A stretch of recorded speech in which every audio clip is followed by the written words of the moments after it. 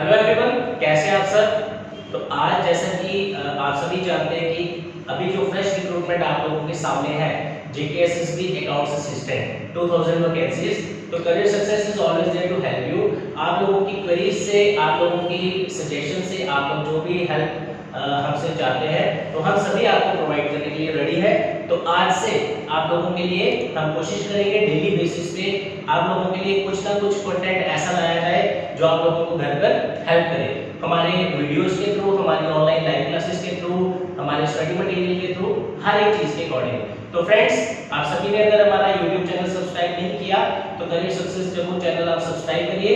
तो फ्रेंड्स, चलिए शुरू करते हैं। सबसे पहले जेकेएसएसबी का जो सिलेबस आउट हुआ है, ऑफिशियल सिलेबस, उसमें आप लोगों को एक ही चीज देखनी है कि 120 नंबर का आपका पेपर है, जैसा कि आप लोग जानते ही हैं ये सारा, राइट। इसमें से अकाउंट्स एंड बुक कीपिंग जो सेक्शन है दैट इज फॉर 30 मार्क्स।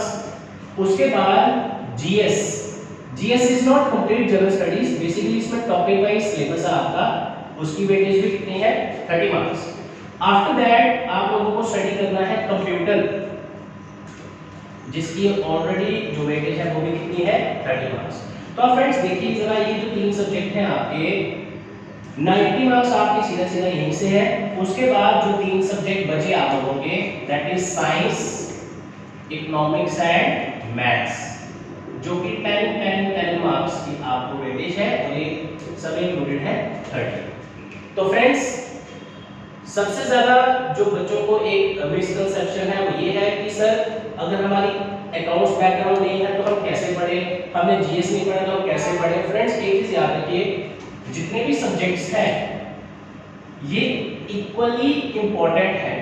आप ये नहीं सोचिएगा कि मैं अकाउंट्स की तैयारी कर लूं तो मेरा एग्जाम क्वालिफाई हो जाएगा, मैं खाली कंप्यूटर पढ़ लूं, खाली जीएस, ऐसा नहीं होता।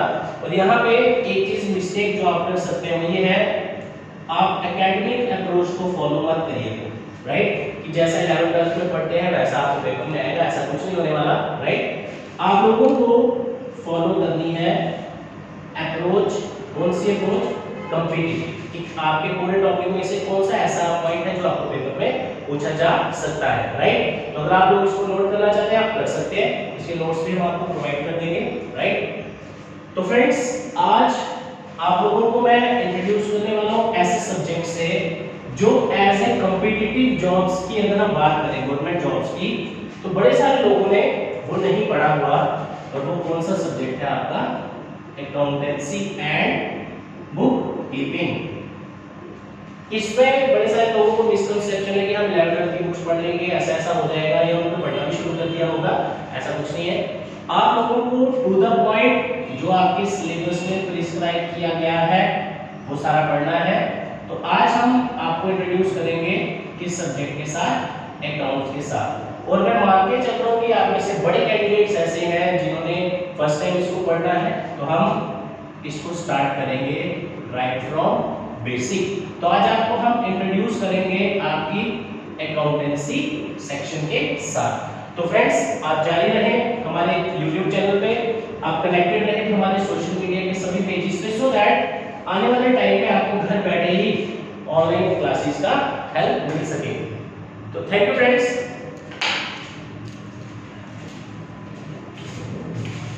हेलो फ्रेंड्स, अभी शुरू करते हैं हम पहले अकाउंट्स के सिलेबस से। हम अकाउंट्स का थोड़ा इंट्रो बता देता हूँ, सिलेबस में है क्या क्या। सबसे पहले आगे इसका इंट्रोडक्शन। इंट्रोडक्शन में क्या है, बेसिक प्लस टर्म्स, अकाउंट्स की पूरी कंप्लीट टर्म्स है क्या। अब इसमें क्या है साथ में, नेक्स्ट आ गया आपके पास वाउचर, थर्ड टॉपिक आ गया आपके पास accounting equation,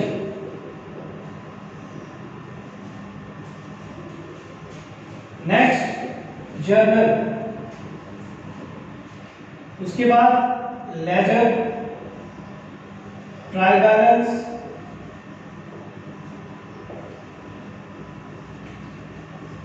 cash book as well as non cash book. Next bank reconciliation statement,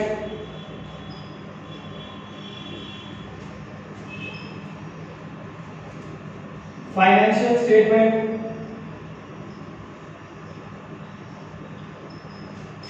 and accounting. Then trading account, profit and loss account and balance sheet,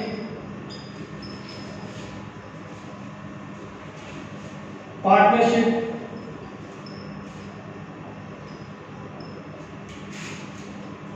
PFMS, public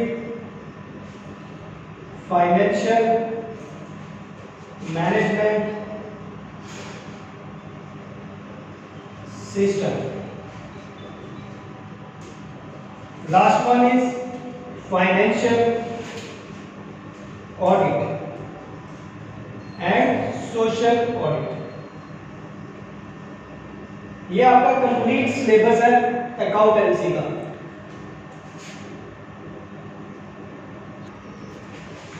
last का financial audit and social audit, ये थोड़ा last में आपको दिख नहीं रहा होगा, इसको मैं एक बार यहां पे लिख देता हूं।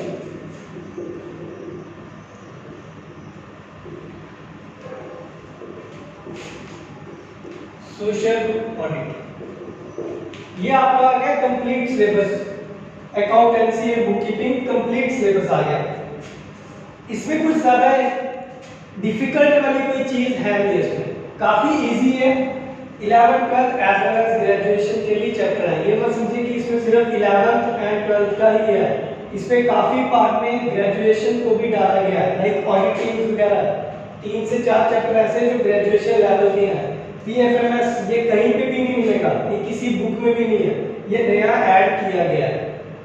और फाइनेंशियल एंड सोशल ऑडिट को भी इस बार डाला गया है। ये ग्रेजुएशन लेवल के चैप्टर्स हैं, 11th 12th में यहाँ पे बेसिक है एंड ग्रेजुएशन लेवल को भी ऐड किया गया। अब इस पूरे इंट्रोडक्शन को अकाउंटेंसी बुककीपिंग को 2 पार्ट में डिवाइड किया है। लाइक अगर हम बेसिक लेके चले, ये बेसिक आ गया voucher, accounting equation, journal, ledger, trial balance, cash book, non cash book, bank reconciliation statement. ये आ गया नॉर्मल लेवल, ये आ गया आपका सिर्फ बेसिक्स। फिर उसके बाद आपका जुड़ता है फाइनेंशियल स्टेटमेंट का, और जो सबसे ज्यादा इंपॉर्टेंट है financial statement, trading, P&L, partnership, ये आ गया सेकंड लेवल है, और ये सबसे ज्यादा इंपॉर्टेंट है। Maximum questions financial statement and accounting, trading, P&L and partnership के ही आएंगे, क्योंकि ये थोड़ा हाई लेवल का है। और ये रहा बेसिक। अगर वेटेज बना रहे 30%, 40% एंड 40 50 ले लो, बाकी 10% फाइनेंशियल स्टेटमेंट एंड से 30% क्वेश्चन यहाँ का आ गया, 40% लेके चले, और जो रिमेनिंग रहेगा वो 30% रहेगा, उसके कम ही क्वेश्चन होंगे। मैक्सिमम निकलेगा आपका इंट्रोडक्शन से एंड फाइनेंशियल स्टेटमेंट के, बाकी छोटे छोटे से चैप्टर है उसमें से ज्यादा क्वेश्चंस नहीं होंगे। ज्यादा क्वेश्चंस आएंगे आपके फाइनेंशियल स्टेटमेंट के।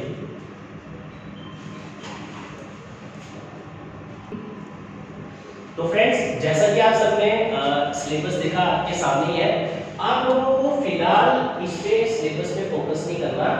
सबसे पहले जैसा कि आपको सर ने बताया, सर हमारे पास ऑलरेडी लास्ट ईयर से अकाउंटेंसी और बुककीपिंग के बैचेस ले रहे हैं, तो stay free of mind to getting the best of the quality from career success, right. तो आज आपसे मैं क्या डिस्कस करने वाला हूँ, देखिए आप में से मैक्सिमम बच्चे जो पढ़ने वाले हैं वो कौन से हैं, फर्स्ट टाइम, राइट। तो मैं थोड़ी देर सिलेबस में यहाँ से मिटा देता हूँ, आप लोगों ने स्क्रीनशॉट ले लिया होगा।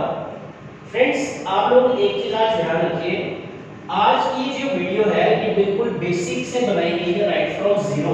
मतलब आप में से कोई स्टूडेंट अगर प्रिपरेशन शुरू करना चाहता है घर बैठे हुए, तो उसके लिए हम बिल्कुल टू द पॉइंट ये बता रहे हैं, राइट। कैसे?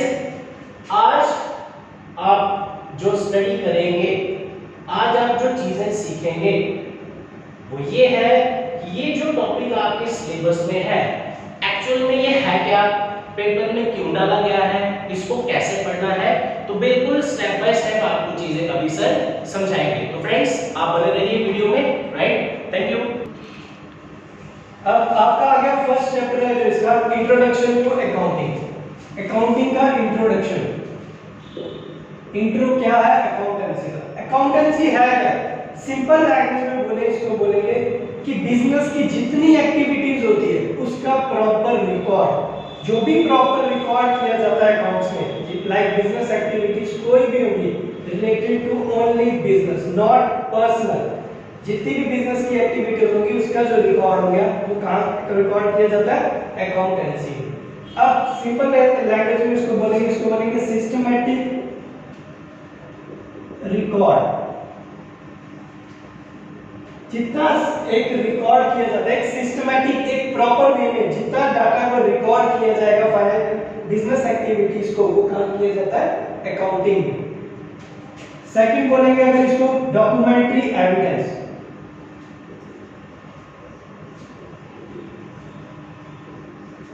ये प्रूफ रहता है, डॉक्यूमेंट्री एविडेंस रहता है कंप्लीट। अगर हमें कभी भी मंथली ईयरली अपने रिकॉर्ड्स को चेक करना है तो वो कहाँ चेक होगा? अकाउंटिंग प्रोसीजर्स के अंदर। ठीक है, इसको नॉर्मल सिंपल लैंग्वेज में systematic record and documentary evidence. जितना भी प्रूफ होगा वो सारा का सारा कहाँ रिकॉर्ड किया जाता है? अकाउंटिंग। अब नेक्स्ट बोलेंगे इसकी टाइप्स क्या क्या है। 4 टाइप्स में डिवाइड है, टाइप्स और ब्रांचेस बोल सकते हैं इसको।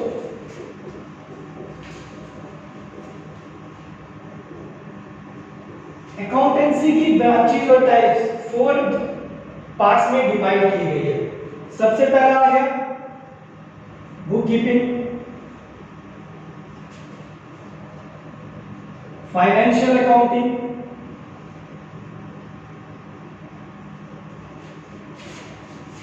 Cost accounting, last one management accounting.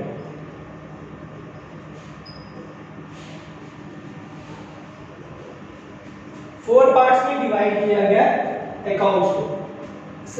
अगर सिलेबस के अकॉर्डिंग देखें सिर्फ 2 ही टाइप्स के अंदर सारा सिलेबस कंप्लीट है।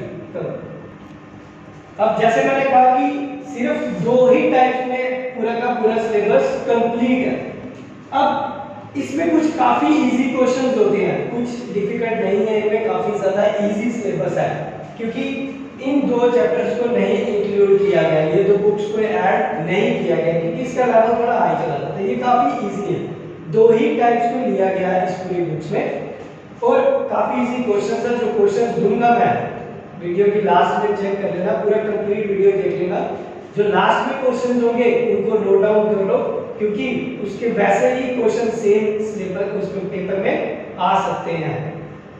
ठीक है, तो अब थोड़ा चलते हैं। सबसे पहले लेते हैं बुक कीपिंग। अब 2 इसकी बुक्स आ गई। अब सबसे पहले डिस्कस करेंगे हम बुक कीपिंग के बारे में। बुक कीपिंग क्या है? ये फर्स्ट बुक्स आ जाती है, ये स्टार्ट है अकाउंटेंसी का बुक कीपिंग। फिर नेक्स्ट स्टेप आ जाता है फाइनेंशियल, फिर कॉस्ट एंड मैनेजमेंट। 2 में डिवाइड है। फर्स्ट आ गया आपके पास बुक कीपिंग। अब बुक कीपिंग क्या हो गया? स्टार्ट बेसिक आ गया, कहां से शुरू है? बुक कीपिंग से। अब इसमें क्या हो गया? सेम चीज, एक फर्स्ट जब रिकॉर्ड की जाती है किसी भी ट्रांजैक्शन को, फर्स्ट कहां रिकॉर्ड किया जाता है? बुक कीपिंग से ही शुरू किया जाता है। First one like journal, ledger, trial balance, ये 3 सबसे इंपॉर्टेंट बुक्स है इन बुक कीपिंग। सबसे पहले फर्स्ट एंट्री को कहां रिकॉर्ड किया जाता है? जर्नल में। फिर then post to ledger, again post to trial balance. इन तीनों का एक क्वेश्चन यहां से निकलेगा जरूर कि जर्नल के बाद कहां पे पोस्ट किया जाता है? लेजर में।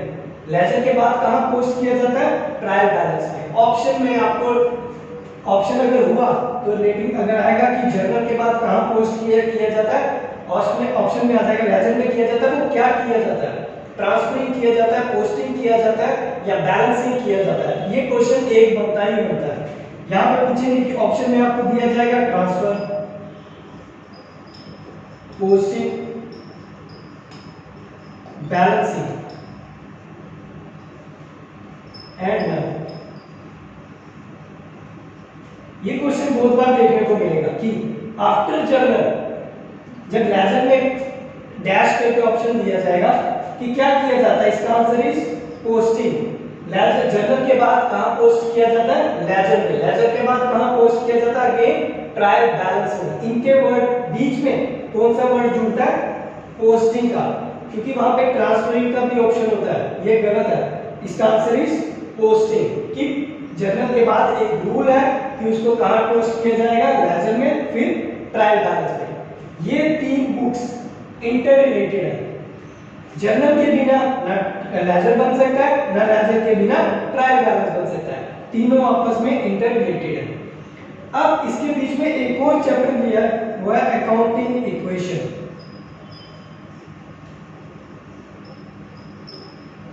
ये बुक कीपिंग के चैप्टर्स आ गए। अकाउंटिंग इक्वेशन ये इंडिविजुअल बुक है, ये अलग से बन जाती है। फिर उसके बाद आ गया आपका बैंक रिकंसिलिएशन स्टेटमेंट, BRS। अब ये आ गया आपके बुक कीपिंग के चैप्टर। याद रखना ये वाला क्वेश्चन बहुत इंपॉर्टेंट है। Journal, ledger and trial balance को लेके अगेन पोस्टिंग ही किया जाता है, ठीक है। फिर ये आगे इसके बाद तीनों का रिलेशन। फिर उसके बाद सेकंड आपका आ गया फाइनेंशियल अकाउंटिंग। पहले इसका भी बेसिक जान लेते हैं। फाइनेंशियल मींस सबसे important question, prepare eight the end of accounting year.